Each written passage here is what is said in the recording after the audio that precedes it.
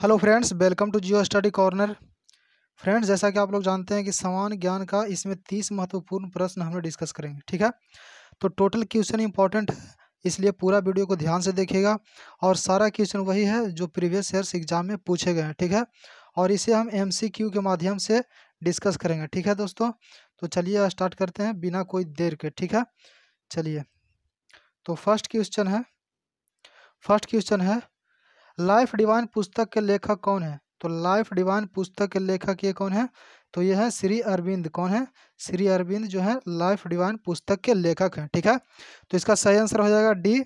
इसका D option correct हो जाएगा, क्योंकि इसमें देखिए कलर किया हुआ है डी ऑप्शन। ठीक है, चलिए नेक्स्ट क्वेश्चन देखते हैं। तो नेक्स्ट क्वेश्चन है रीडिस्कवरी ऑफ इंडिया किसने लिखी है? तो रीडिस्कवरी ऑफ इंडिया पुस्तक किसने लिखी थी? तो ये लिखे थे मेघना देसाई। किसने लिखे थे? मेघनानंद देसाई ने लिखे थे। ठीक है, तो इसका सी ऑप्शन करेक्ट है। किसने लिखे थे? मेघनानंद देसाई ने लिखे थे। ठीक है, चलिए नेक्स्ट क्वेश्चन देखते हैं। तो नेक्स्ट क्वेश्चन है भारत के किस नगर को भारत की सिलिकन वैली के नाम से जाना जाता है? तो भारत के किस नगर को भारत का सिलिकन वैली के नाम से जाना जाता है? तो ये जाना जाता है बेंगलुरु को। किसको जाना जाता है? बेंगलुरु को जाना जाता है। ठीक है, तो इसका ये ऑप्शन करेक्ट हो जाएगा। किनको जाना जाता है? बेंगलुरु को सिलिकन वैली के नाम से जाना जाता है। दोस्तों, अगर इस वीडियो का आपको पीडीएफ चाहिए तो डिस्क्रिप्शन में मैंने लिंक दिया हुआ है, और आप लिंक पे जाके क्लिक करके इसका पीडीएफ फ्री में डाउनलोड कर सकते हैं। ठीक है, तो अगर आपको इसका पीडीएफ चाहिए तो डिस्क्रिप्शन में जाइए और लिंक पे क्लिक कीजिए, आपका पीडीएफ डाउनलोड हो जाएगा। ठीक है, चलिए नेक्स्ट क्वेश्चन देखते हैं। तो नेक्स्ट है निम्न में से किसने पर्ल्स सिटी को कहा जाता है? तो किसे पर्ल्स सिटी के नाम से जाना जाता है? तो पर्ल्स सिटी के नाम से जाना जाता है हैदराबाद। किसे जाना जाता है? हैदराबाद को पर्ल्स सिटी के नाम से जाना जाता है। ठीक है, तो इसका डी ऑप्शन करेक्ट है। किसको जाना जाता है? हैदराबाद को पर्ल्स सिटी के नाम से जाना जाता है। चलिए नेक्स्ट क्वेश्चन देखते हैं। तो नेक्स्ट क्वेश्चन है किस खेल के साथ वाइड बॉल जुड़ा हुआ है? तो किस खेल के साथ वाइड बॉल जुड़ा हुआ है? तो ये क्रिकेट के साथ वाइड बॉल जुड़ा हुआ है। किसके साथ जुड़ा हुआ है? क्रिकेट के साथ वाइड बॉल जुड़ा हुआ है। ठीक है, चलिए नेक्स्ट क्वेश्चन देखते हैं। तो नेक्स्ट क्वेश्चन है रंजीत ट्रॉफी किससे संबंधित है? तो रंजीत ट्रॉफी जो है ये क्रिकेट से संबंधित है। किससे संबंधित है? क्रिकेट से संबंधित है रंजीत ट्रॉफी। ठीक है, चलिए नेक्स्ट देखते हैं। तो नेक्स्ट है खिलाड़ियों को रंजीत ट्रॉफी किस खेल में दी जाती है? तो किस खेल में खिलाड़ियों को रंजीत ट्रॉफी प्रदान किया जाता है? तो ये दिया जाता है क्रिकेट में। किस में दिया जाता है? क्रिकेट में दिया जाता है। ठीक है, चलिए नेक्स्ट क्वेश्चन देखते हैं। तो नेक्स्ट है पशुपालन के साथ खेती को क्या कहा जाता है?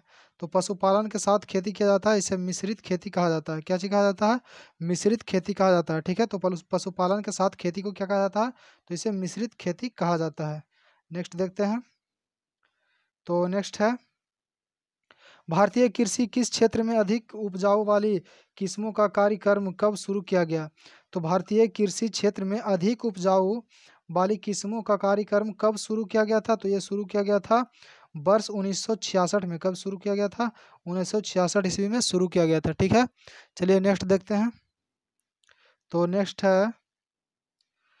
नेक्स्ट है भारत में कृषि आय को मापने के लिए किस पद्धति का प्रयोग किया जाता है? तो भारत में कृषि का जो भी आय होता है इसको मापने के लिए किस पद्धति का उपयोग किया जाता है? तो ये किया जाता है उत्पादन पद्धति का। किसका किया जाता है? उत्पादन पद्धति का उपयोग किया जाता है। ठीक है, तो इसका बी ऑप्शन करेक्ट है। किसका किया जाता है? उत्पादन पद्धति का किया जाता है। चलिए नेक्स्ट देखते हैं। तो नेक्स्ट है निम्नलिखित में से कौन सा प्रक्रम वायु में कार्बन डाइऑक्साइड की मात्रा को नहीं बढ़ाता है?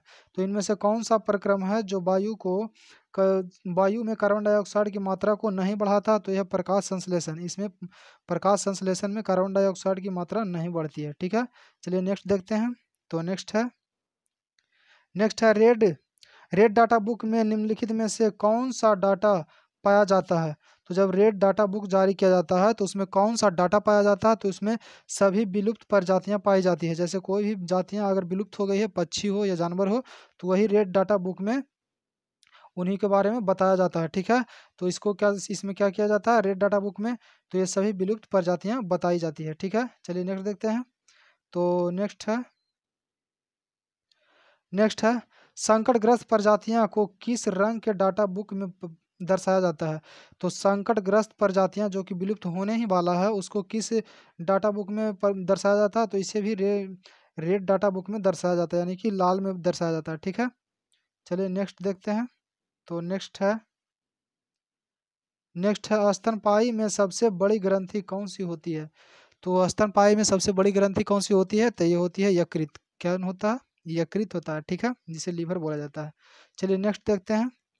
तो नेक्स्ट है पीएच स्केल का परिसर है।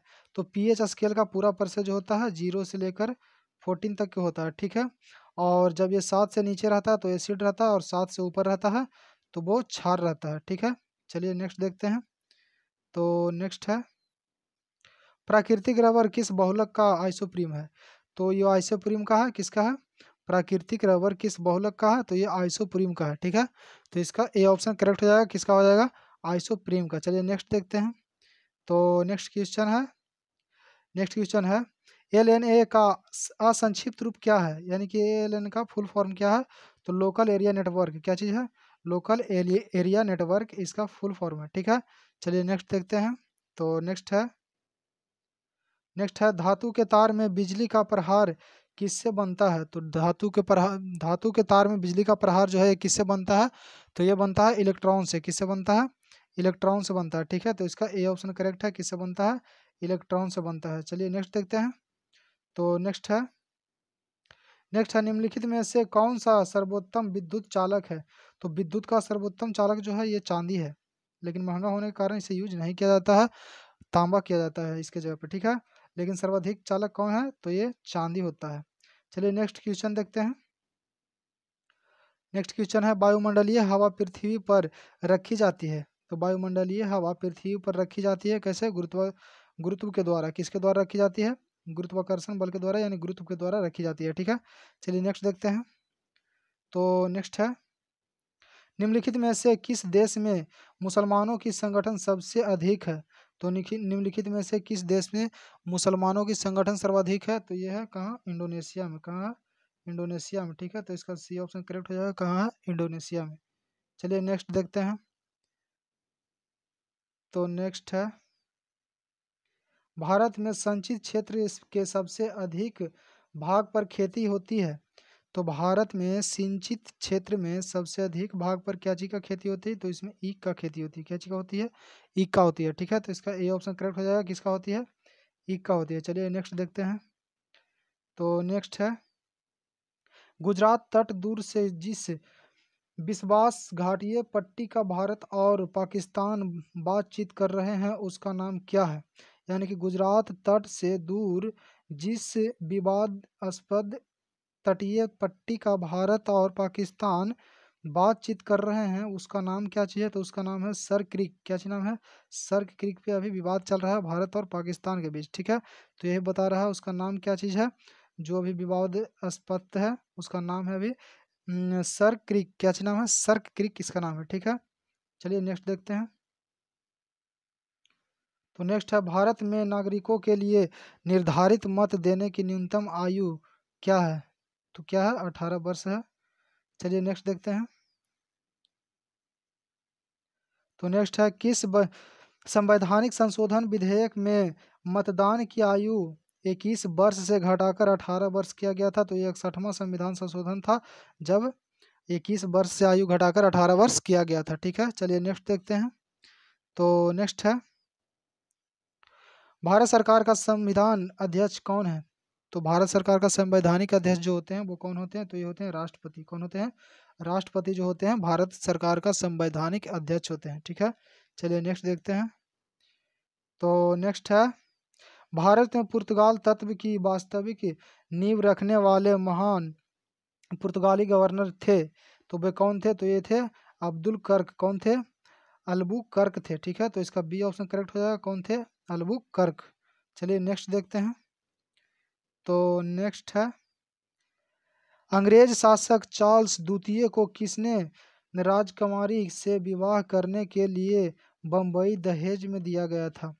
तो अंग्रेज शासक चार्ल्स द्वितीय को किसकी राजकुमारी के द्वारा विवाह करने के लिए मुंबई दहेज में दिया गया था, तो ये दिया गया था पुर्तगालियों के द्वारा। किसके द्वारा दिया गया था, पुर्तगालियों के द्वारा दिया गया था। ठीक है, चलिए नेक्स्ट क्वेश्चन देखते हैं।